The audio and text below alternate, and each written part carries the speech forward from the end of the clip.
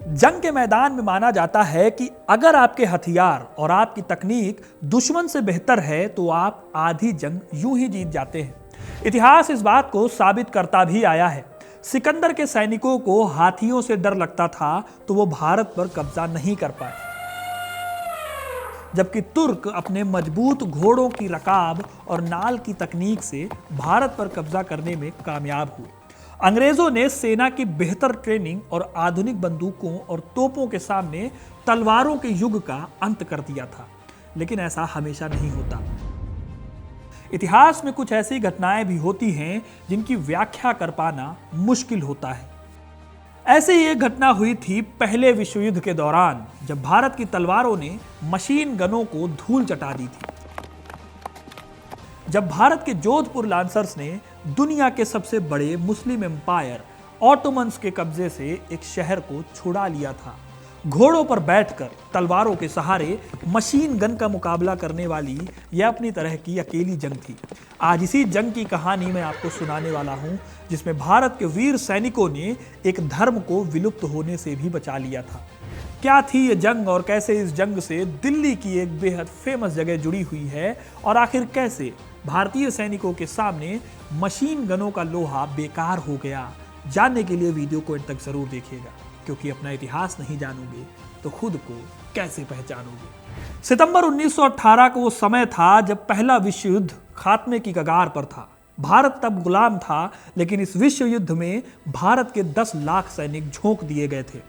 तो दोस्तों, Indian soldiers को विदेशी ज़मीन पर बहुत कम फैसिलिटीज़ मिली हुई थी। आज के टाइम पर आप सर्दी रोकने के लिए स्वेटर पहन सकते हो।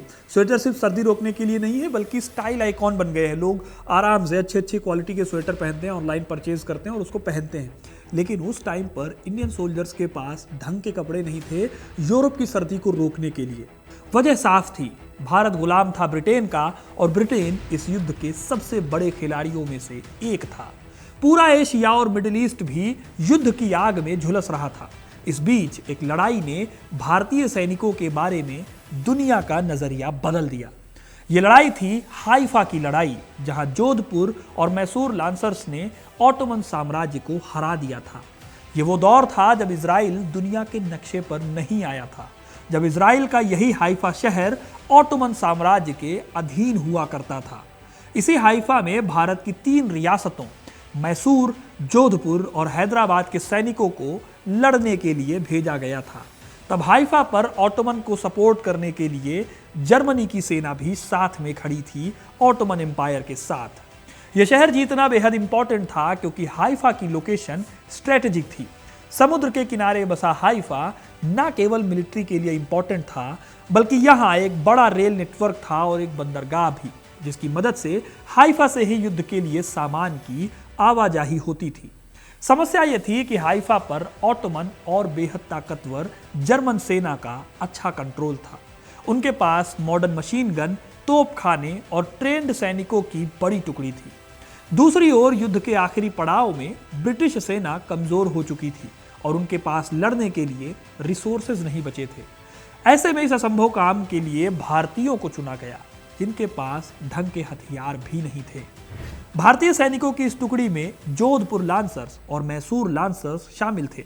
इन सैनिकों की खासियत ये थी कि वो घोड़े पर सवार होकर भाले और तलवारों से लड़ाई लड़ने में माहिर थे। इनके कमांडर थे मेजर दलपत सिंह शेखावत, जिनकी स्ट्रेटेजिक सूझबूझ और लीडरशिप क्वालिटी की वजह से उन पर पूरा भरोसा किया जा सकता था। भारतीय सैनिकों को सिर्फ हाइफा नहीं, बल्कि इसके साथ ही नाजरत और दमश्कश को जर्मन तुर्की सेना के कब्जे से आज़ाद कराने की जिम्मेदारी दी गई थी। ये जगहें भी आज के वक्त में इजराइल और सीरिया में पड़ती हैं। फिर जंग की वो घड़ी भी आ गई जब एक मॉडर्न सेना से भारत की एक ट्रेडिशनल सेना की टक्कर हुई। ये 23 सितंबर 1918 की तारीख थी। हाइफा शहर के अंदर मशीन गन और उस जमाने के सबसे आधुनिक हथियारों के साथ जर्मन और तुर्की सेना तैयार खड़ी थी। उनके सामने थे जोधपुर और मैसूर के सैनिक, जिनके पास ऑटोमेटिक हथियार नहीं थे। घोड़ों पर सवार होकर वो सैनिक हाथ में भाले और तलवारें लिए खड़े थे। अगर आप आंखें बंद करके इमेजिन करो तो जंग का रिजल्ट कुछ ऐसा होगा कि सभी घोड़े और भारतीय सैनिक मशीन गन की गोलियों की बौछार के आगे पस्त हो गए। कोई नहीं बचा। घंटे भर की गोलीबारी में खेल खत्म समझो। लेकिन सेना के कमांडर मेजर दलपत सिंह ने अच्छी प्लानिंग की थी। उन्होंने अपनी टुकड़ी को 2 हिस्सों में बांटा था। एक टुकड़ी ने हाइफा के किले को घेर लिया था और दूसरी से सामने से हाइफा पर अटैक कर दिया गया।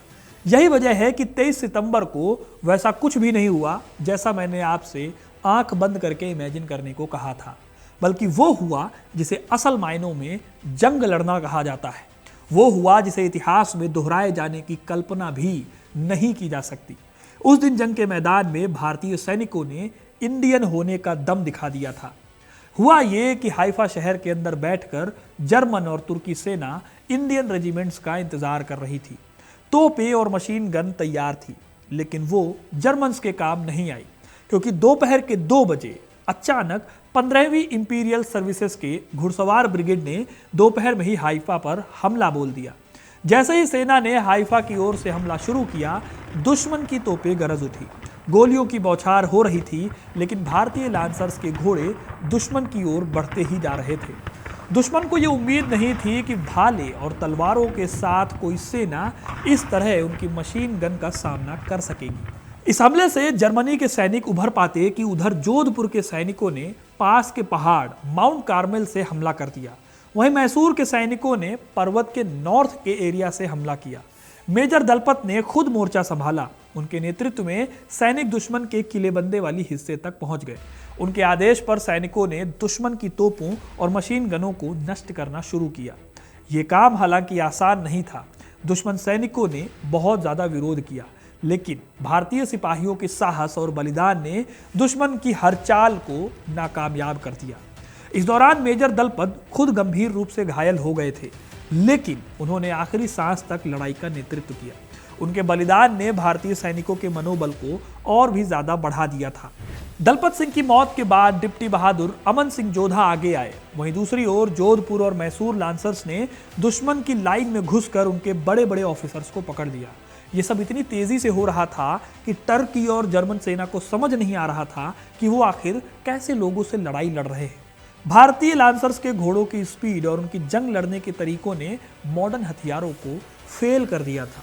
घोड़ों के आगे गोलियों की सीधी लड़ाई की कल्पना करके ब्रिटिश जनरल एडमंड एलनबी भारतीय सैनिकों को युद्ध से पीछे हटाने की सोच रहे थे, लेकिन इंडियन सैनिक जंग में कूद चुके थे। उनके पास खोने को कुछ नहीं था, इसलिए वो पूरी जान से लड़े। इसका रिजल्ट भी उन्हें दिखा। सिर्फ एक दिन के युद्ध के बाद भारतीय सैनिकों ने हाइफा को 400 साल पुराने ऑटोमन साम्राज्य से आज़ादी दिला दी। Official history of the great war में लिखा गया, पूरे कैंपेन यानी वर्ल्ड वॉर में इस लेवल का युद्ध किसी घुड़सवार सेना ने नहीं लड़ा। मशीन गन से लगातार निकल रही गोलियों ने घोड़ों को घायल जरूर किया, लेकिन फिर भी वो उन्हें रोक नहीं पाई। अब यहाँ पर आपको एक मज़ेदार बात बताऊं तो हाइफा को इंडिया ने सिर्फ अपने कब्जे से नहीं छुड़ाया था, बल्कि तलवार के दम पर इस शहर को जीतकर उन्होंने जर्मन और तुर्की सेना की बेइज्जती भी की थी। असल में भारतीय सैनिकों ने 1350 जर्मन और तुर्की सैनिकों को बंदी बनाया था। इसमें से 2 जर्मन ऑफिसर और 35 तुर्की ऑफिसर थे। इन सभी के पास 17 आर्टिलरी गन और 11 मशीन गनें थी, जिन्हें भारतीयों ने अपने कब्जे में कर लिया था। अब आप सोच कर देखिए ये लड़ाई कितनी भयानक होगी। इतनी भयानक लड़ाई जिसमें तुर्क सैनिकों को मशीन गन से निशाना लगाना था और सिर्फ अपने हाथों में तलवार लिए भारतीय सैनिकों को ढेर कर देना था।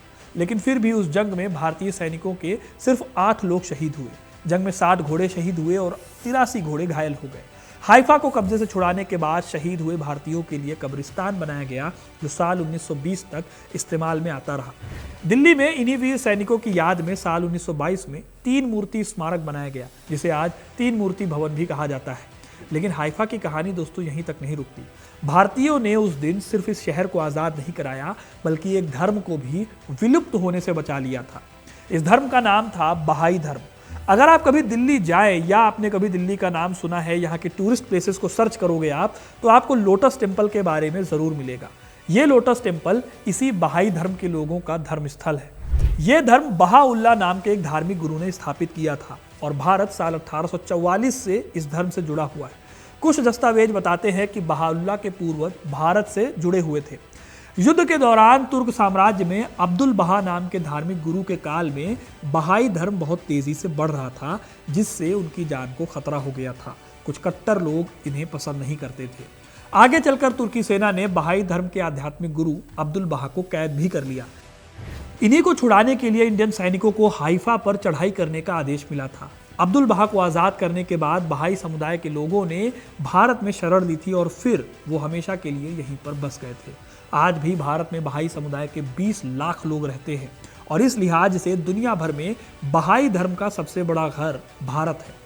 इस तरह से हाइफा की आज़ादी से भारत ने एक धर्म को विलुप्त होने से भी बचा लिया और साथ ही हरा दिया दुनिया के सबसे बड़े साम्राज्य को।